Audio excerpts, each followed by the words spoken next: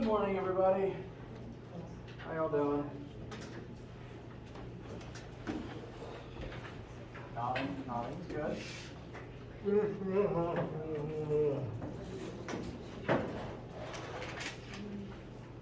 May restful weekends be inbound.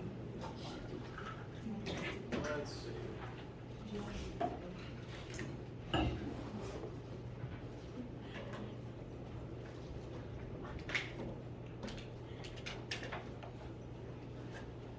Today is Friday, November 12th. The plan for today is we're going to wrap up Chapter 7 with an application of Newton's universal law of gravitation and show how it can be used as a centrifugal force. With that, all the Chapter 7 content will officially be over with.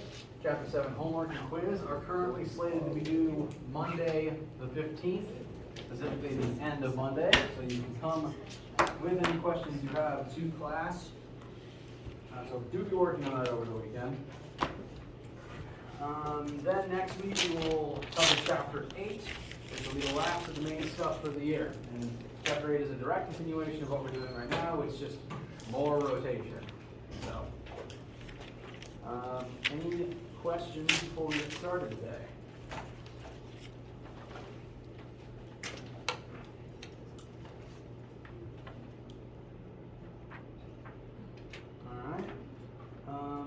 There's actually one more thing that I wanted to mention. I have been getting some homework questions, which I always appreciate. I want to quickly draw your attention specifically to homework question number 8. Some students earlier today asked me about number 8, and part A is pretty straightforward. Well, part A involves a little bit of trigonometry. I'm going to let you guys borrow the setup I was using. But when it came time for me to explain parts B and C, I realized that it was taking me too long to work through it on my own. I'm sure there is an answer, but if it takes me longer than 2 minutes, it's not really fair to you guys. So what I have done is I have made part B and part C worth 0 points. It would be possible for me to go in and physically remove them from the site, but doing so might kind of mess with the fabric of the assignment if you've already started it, and I don't want to do that.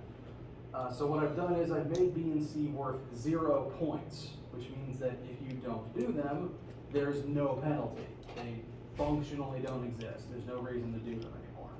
So you can see them there, but when you reload the tab, number 8 will only be worth 1 point for part A. You do not have to do B and C. Just for the sake of fairness and for it not taking one eternity for you to be able to do it. Sound good? Well, I've got this up. Any homework related issues you guys might have before we move on?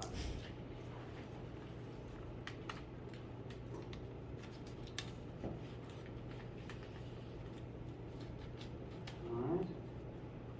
Like I said, do be working on this and let me know any issues you find as you are working on it, either by email or coming in from to class on Monday.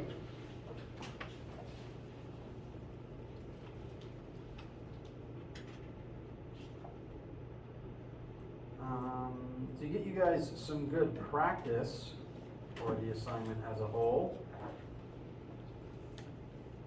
I want you to look at some more sample questions, and I'll read the question out loud, help get the setup started for you guys, and then I want to give you guys a couple of minutes to work on your own or with your classmates to see what answers, solutions you can come up with yourselves, and then I'll chime in with what I think is the most straightforward way of getting the answers here. We're going to examine the well-known sling of David, the way that old-fashioned slingshots used to work before the such innovations as being able to physically tie a rubber cord to something to be able to launch a rock. The old-fashioned slingshots were functionally just one long rope that you would fold up and swing over your head, and when you let the rope go, the rock you had stored in it would fly away. So it involved swinging over one's head, and that is specifically the sling that was used when David went to battle with Goliath. The sling in this question, while folded up and rotating over one's head, has an orbital radius of 35 centimeters. So to help draw this picture,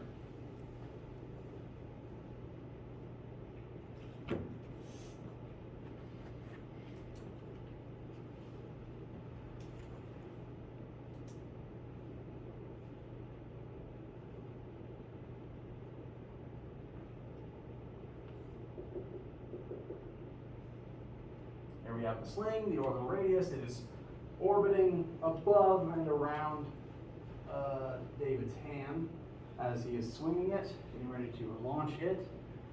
The rock has a mass of 300 grams. I'll start listing these variables for everybody.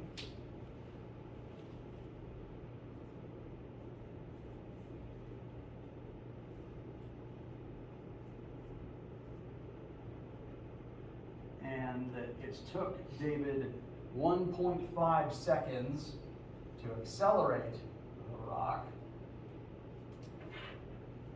from an initial linear velocity of 0 to a final linear velocity of 50 meters per second, which is a really good swing arm.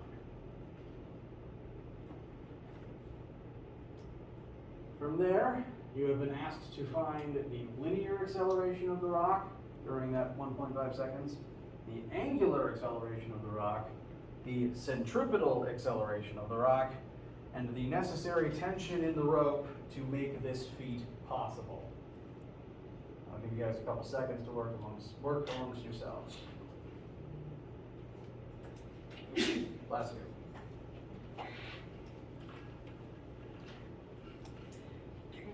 Bless you.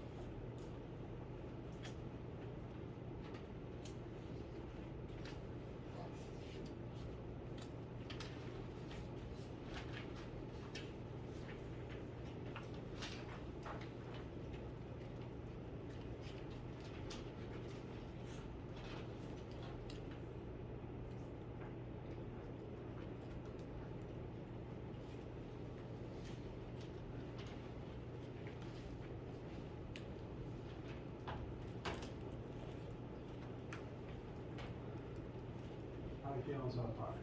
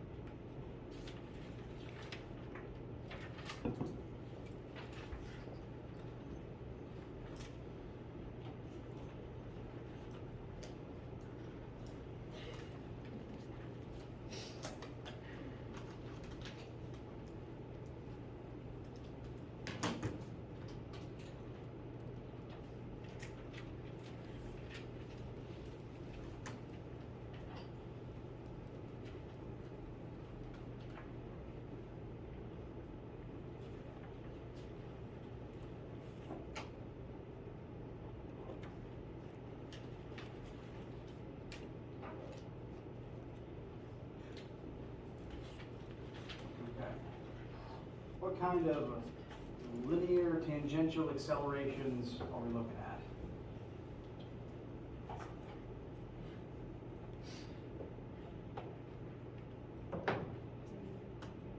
Very good. Does anyone disagree with 33.3 repeating? And we'll show how to find all these numbers, but I do want to get them all up on the board first. What about angular acceleration?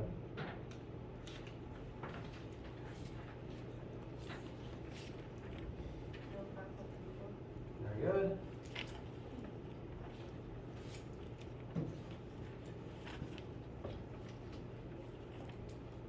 Anyone disagree?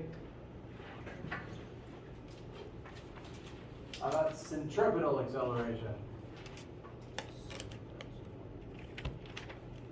Yep.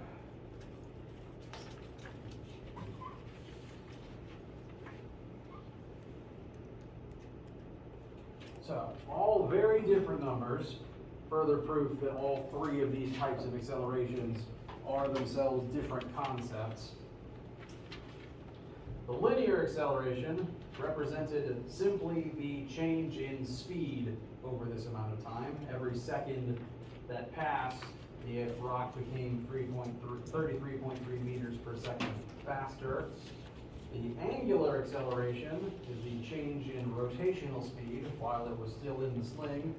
And the centripetal acceleration tells us how much its direction was constantly changing as it was actually orbiting. And that being the biggest one tells us which out of these is the most impressive feat. We'll pause here for a second and I'm going to show how I would find these numbers.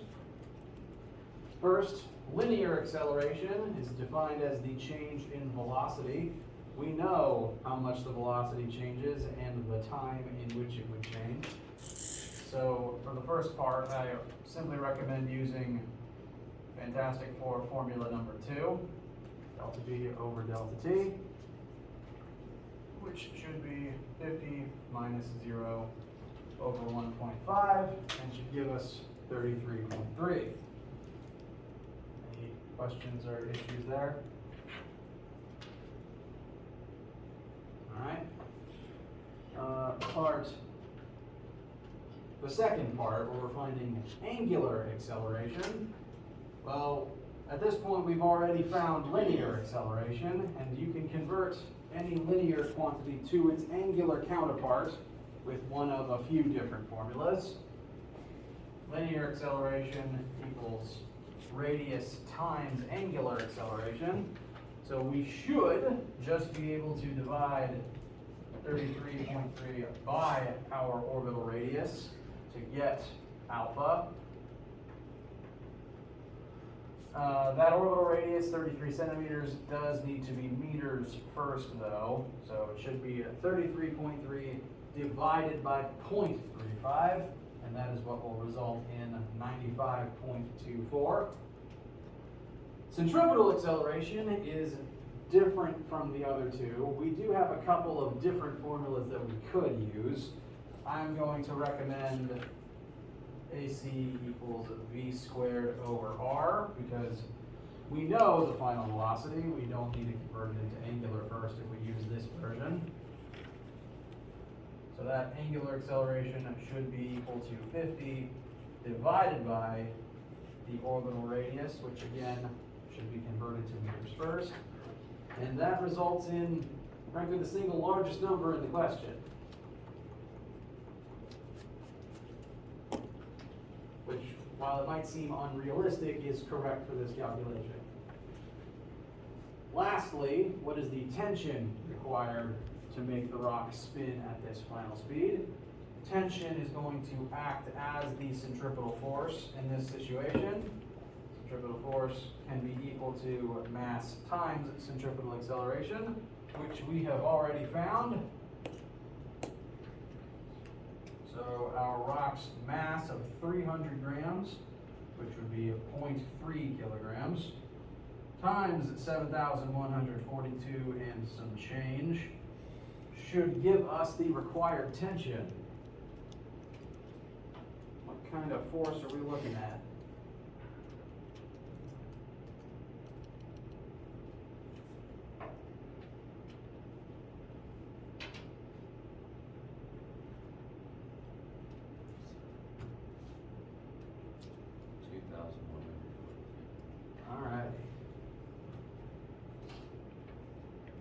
disagree?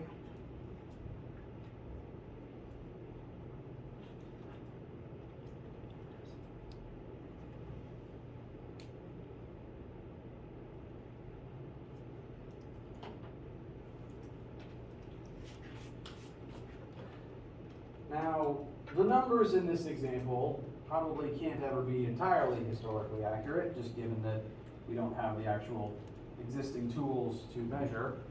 But based on the stories and the numbers that people have applied to what was presented in those tales, namely the dint formed in Goliath's helmet, these numbers are, at least what some people believe, to be pretty close to what must have physically happened in order to literally knock out a giant. And for a sense of scale, that force is about twice what I weigh, which a sling rope shouldn't be able to handle normally. So there's definitely something extra normal going on here. Kind of makes sense why David won. Any questions?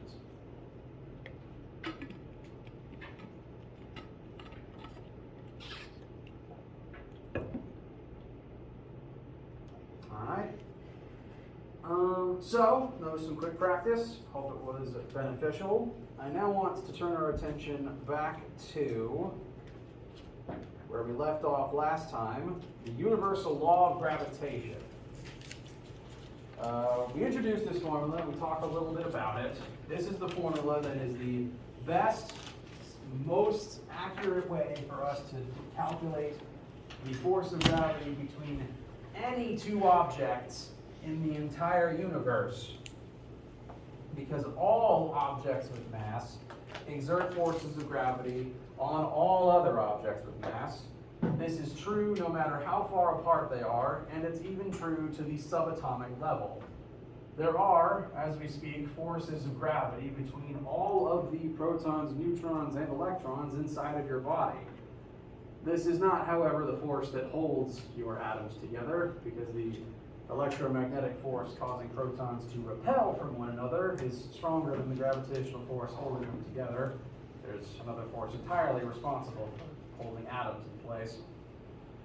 That said, gravity exists and seems to be omnipresent between, again, literally everything with mass.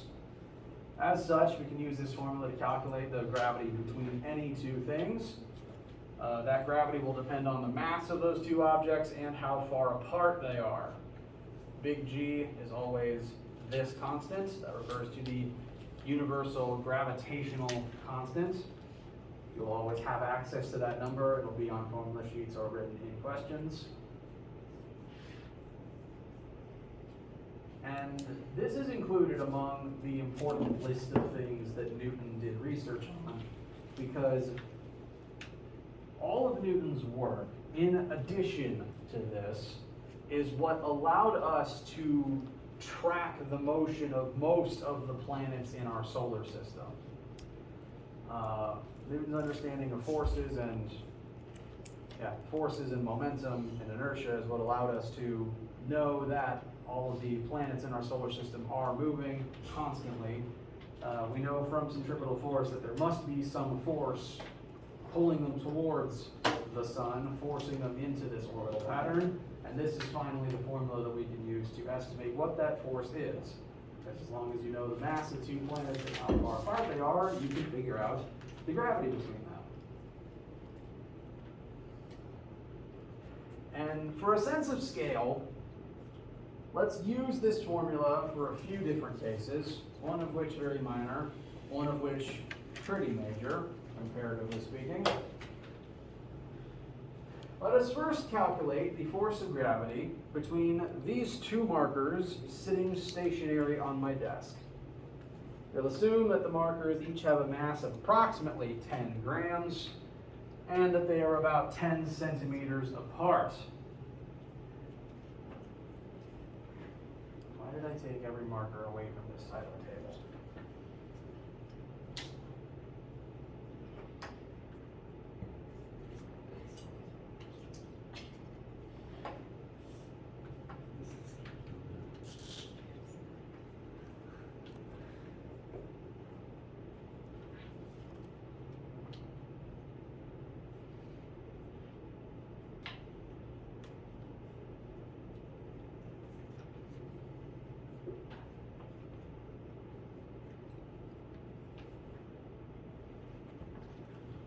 is you're copying and calculating. We look at the formula, we can plug in our values. There are two different objects that will each have their own different masses. This formula does not work with a single object because one object cannot exert gravity on itself. This is specifically the formula from one object to a second object. So there has to be two different masses and they have to be some distance apart. And as with most of our formulas, this one is designed to use kilograms for mass and meters for distance. So our 10-gram masses will both separately be plugged in for the two m's in the formula, and they do need to be converted to kilograms first. So 10 grams should be 0.010 kilograms. Then the distance between them needs to be put on the bottom and squared. We were given 10 centimeters, which again itself must be converted to meters first. So that should be 0.10 meters, which will then be squared. And this particular formula is kind of an egregious abuser of, you put this in your calculator, bless you, calculators tend to mess this one up if order of operations is not highly specified or if scientific notation is not highly specified. Because the numbers from this formula uniquely tends to be either really big or really small. So you're going to get a lot of scientific notation answers, and you got to be careful with your scientific notation. Sorry, not just with scientific notation, but with order of operations, because you want to make sure that only the radius gets squared and that the whole problem is divided by that squared product. As a result of all of that, what kind of force are we looking at?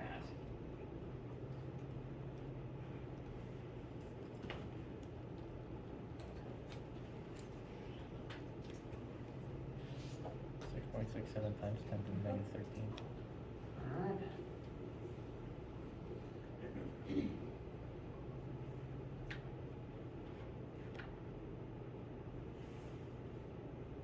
Did I copy that right? 6.67 times 10 to the negative 13. Anyone disagree? All right. And this is a force. It's in fact force of gravity, the same thing we've been calculating for a while. So it will be measured in newtons, as all forces are. And in your own expert professional opinion, is that a lot of force? No, you would never feel a force this small. This probably wouldn't even be enough to make one of your arm hairs twitch. Which again is why you don't notice the gravity from all of this stuff around you. Frankly, even though the moon is a big object, it's far enough away so that you, specifically, wouldn't notice its gravity. We know that the moon exerts gravity on Earth because it manipulates the tides. Human bodies are just are not able to sense it directly. At least not as it changes. I suppose on days where the moon is directly overhead, you might be lighter than normal. But again, it'd be hard for you to notice.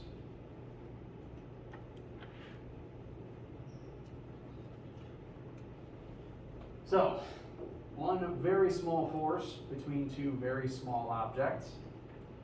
I want to briefly specify something about the number you get from this formula.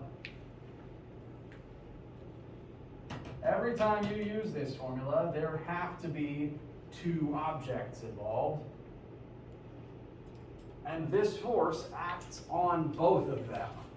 And it's not a case where you split it in half and apply half to each of them. Both objects are subject to the full force. The only question is what direction it's in.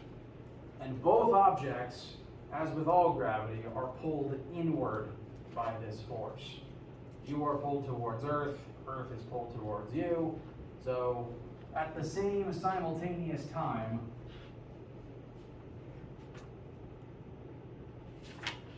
M1 gets pulled in the direction of M2 with a value equal to the calculated force, and M2 gets pulled towards M1 with a value equal to the calculated force. It acts evenly on both.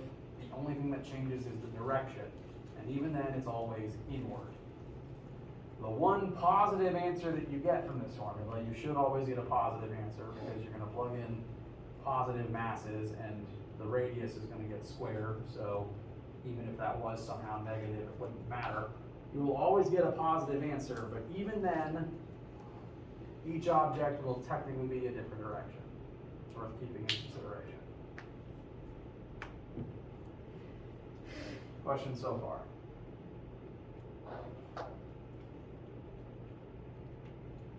All right. Let us now quickly turn this formula to a more tangible situation. Let's look at the force of gravity between a 75 kilogram human and the earth that human stands on.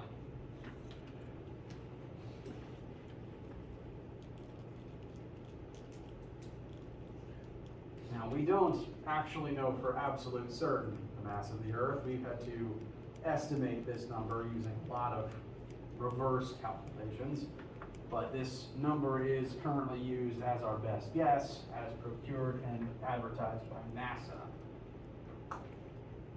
and other astronomers for a couple hundred years.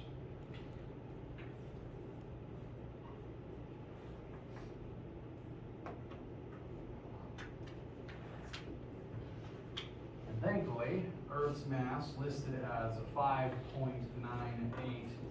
times 10 to the 24th, is already in kilograms, so we don't need to convert it further.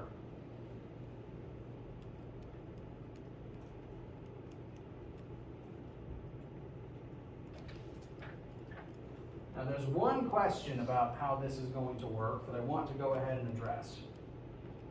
Off of the top of your heads, what is currently the radius between you and the Earth, which you're sitting on?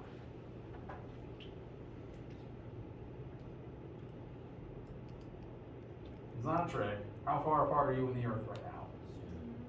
Technically, yes. There's 0 meters approximately between you and the surface of Earth. Possibly actually less if this floor is underground at all. And that makes this determining radius possibly kind of weird, because if we plug in 0,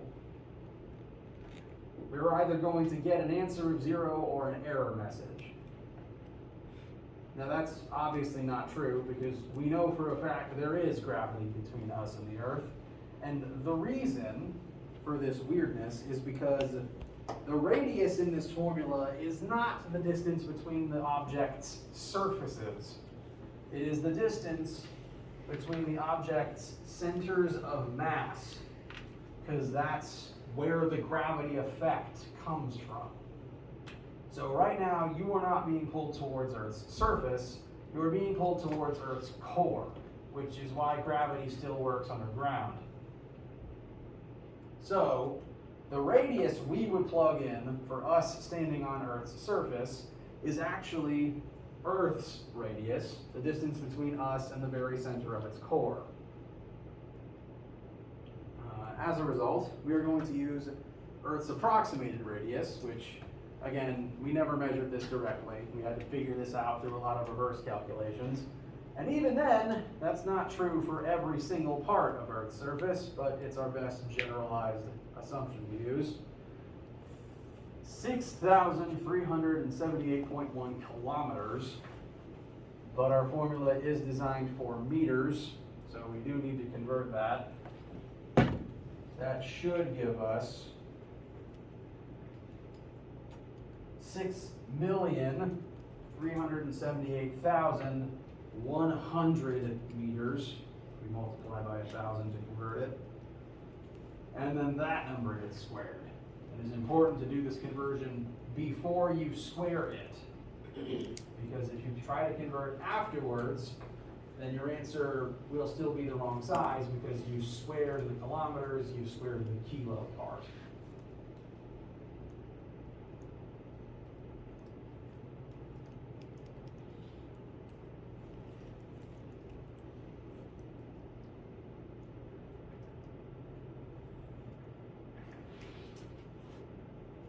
So after all that deliberation, the converting, etc., and carefully placing this into our calculators. What kind of force do we get?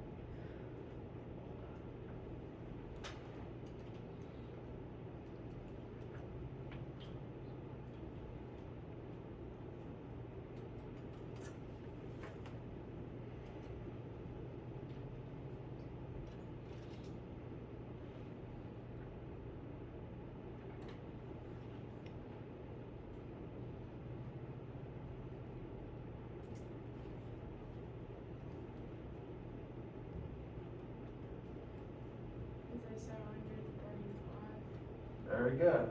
Does anyone disagree with 735 newtons? All right.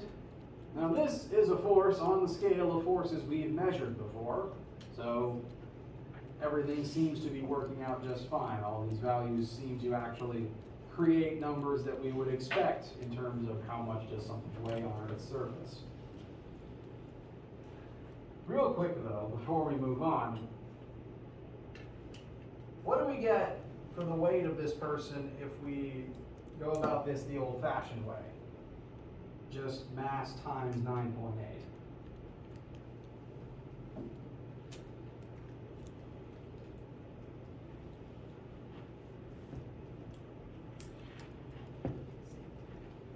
Same thing, 735. That's because, if you look at the formulas, mass of the person sitting on Earth is present in both, and the 9.8 that we use for G was made by factoring in only big G, Earth's mass, and Earth's radius. Those three numbers were combined together to create the 9.8. And I actually encourage you to work those together and check for yourself. So very smart people realized that on Earth's surface, those three things are always constant, so why not combine them into one smaller constant? So this formula we've been using is just the simplified version of the bigger one. So I'm kind of glad the shorter one exists, frankly. Any questions so far?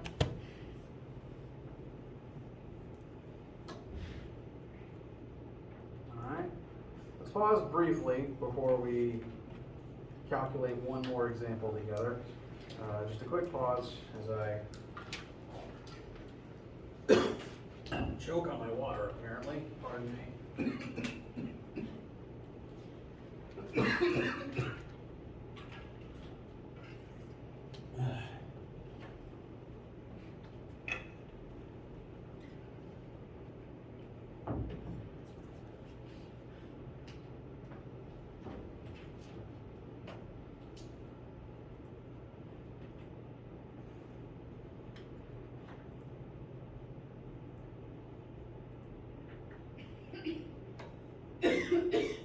Bless you.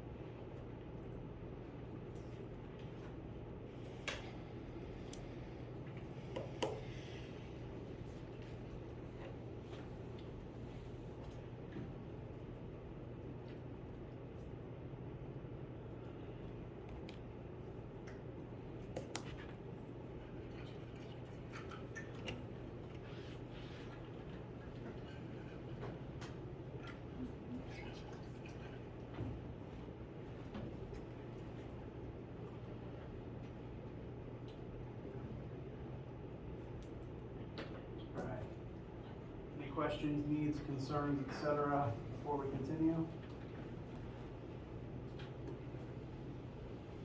All right.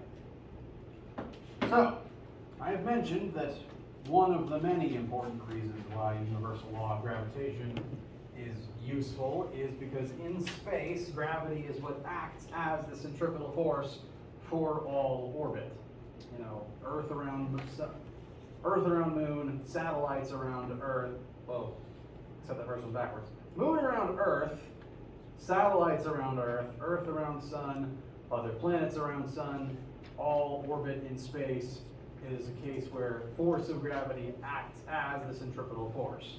So right now there is a force of gravity between the Earth and the Moon, and because we have approximations for the mass of both of those objects and how far apart they are, we can estimate what that force of gravity must be. That force of gravity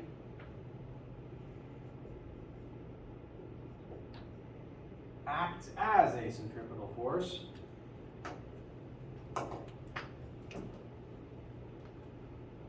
which means we can conveniently set the two formulas equal to one another and conclude a few things about how fast something is moving based on just how they're orbiting one another.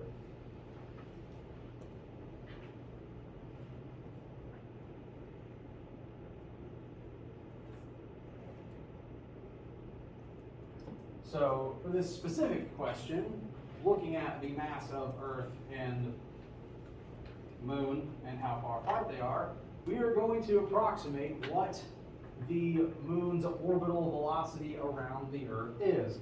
Specifically, its angular velocity. We want to know radians per second. Pardon me. So this is important because there's at least one space gravity orbit question on your homework. So I want to make sure to step through this type of a setup with you guys. We're going to find force of gravity and set it equal to centripetal force, because the force of gravity is going to act as the centripetal force in this situation, which means we first need to find what that force of gravity is. So big G times moon mass times Earth mass divided by the distance between them squared. There's very big numbers here. There's going to be very big answers as well.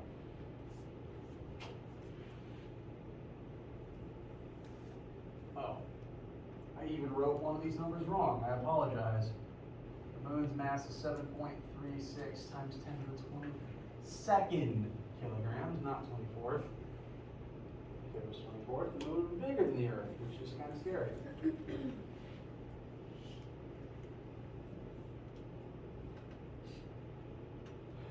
So, this needs to be carefully placed into your calculator, possibly one line at a time. And what kind of force are we going to get as a result?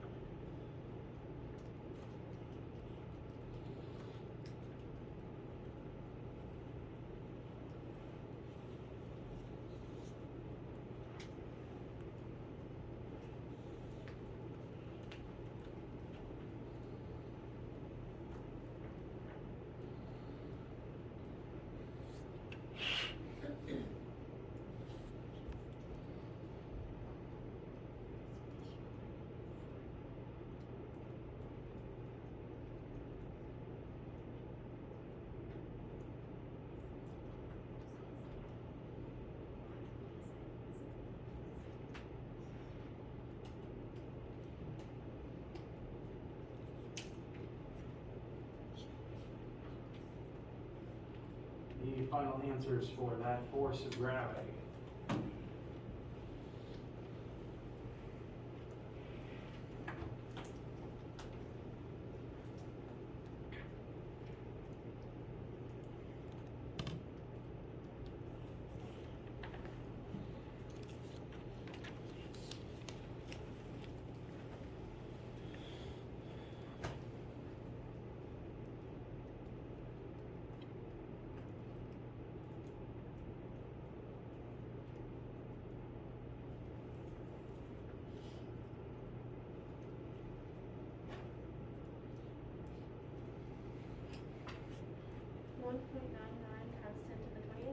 Fantastic. Does anyone disagree?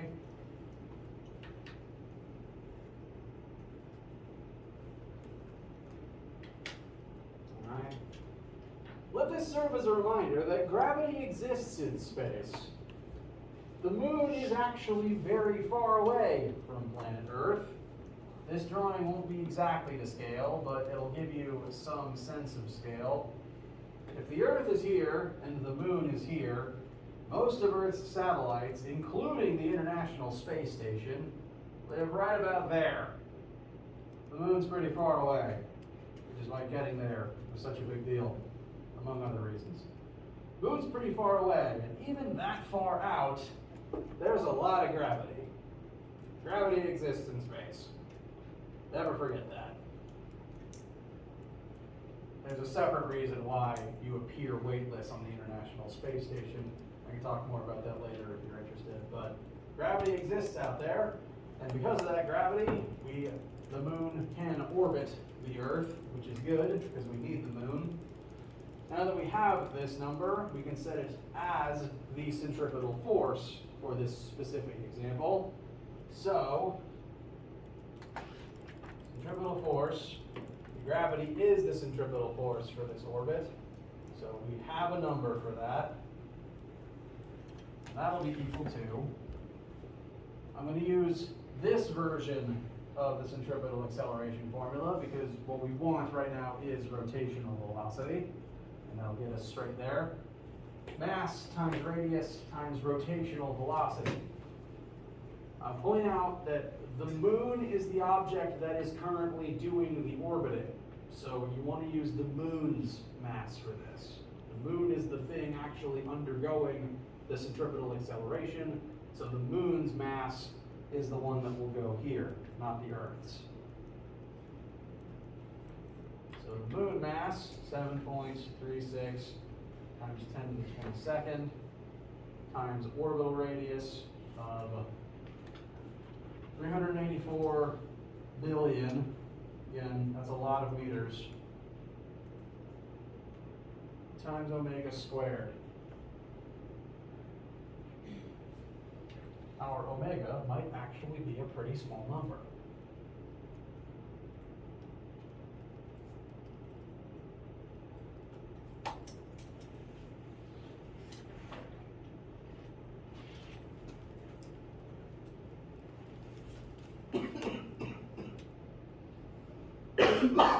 Pardon me, sorry.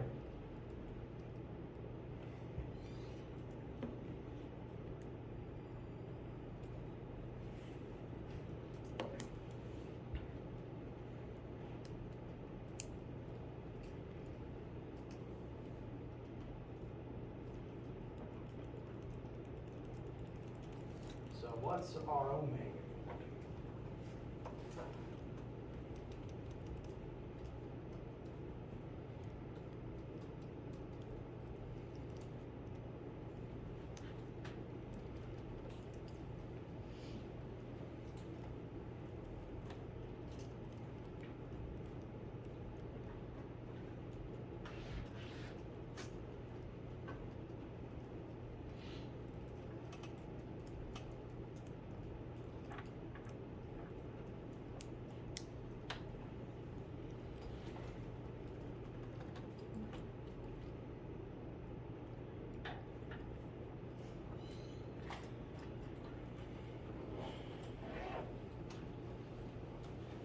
Please let me know if your math disagrees. I'm getting approximately 2.65 times 10 to the negative 6th radians per second. This might make it seem like the Earth, like the moon is moving very slowly. Angularly, that's the case. It takes the moon about a day to orbit the Earth. But keep in mind that the orbital radius is enormous. If we were to convert this to its linear counterpart, you'd get a pretty fast velocity because the moon is moving pretty quickly relative to, say, how fast a car travels. Last question, we'll just touch on really quickly. What is the moon's orbital period? This is a term we probably haven't used yet. Bless you. Period refers to time it takes to perform one full action. In this case, that would be the time it takes the moon to fully orbit the Earth once. In order to calculate the period of any particular object or activity, what we have here, what we just found, is radians per second. What we want to know is seconds per revolution. Bless you. That means that the first thing to do is actually figure out revolutions per second. So we want to convert radians per second into revolutions per second. Radians is on the top, so 2 pi radians, 1 rev. So divide our big, well actually our small number by 2 pi. And that tells us our angular velocity is 4.22 times 10 to the negative 7th revs per second. In order to find seconds per revolution, which is what we've been asked, how many seconds does it take to make one full revolution? You just want to take that number and literally invert it. You can think of that as multiplying by, excuse me. You can think of that as taking it to the negative 1 power. You can think of that as dividing that number by 1. However you like to picture inverting something. 1 over 4.22 times 10 to the negative 7 revs per second will give you seconds per revolution. And since we're dividing by a really tiny number, we're going to get a really big number. Because it takes a lot of seconds for the moon to take one complete trip. So thus far, everything makes physical sense at least.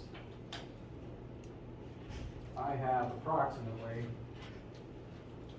2, 3, 6, 7, 3, 5, around 4 seconds, 2 million and change seconds, which if I convert that to hours,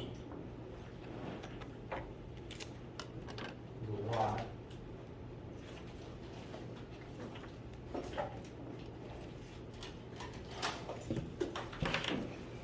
Things to remember here are the setup for using force of gravity as a centripetal force in space, and the reminder of how to take revs per second and turn them into seconds per revolution. Any questions? All right. Have a great day, and if I don't see you for last day, have a great weekend.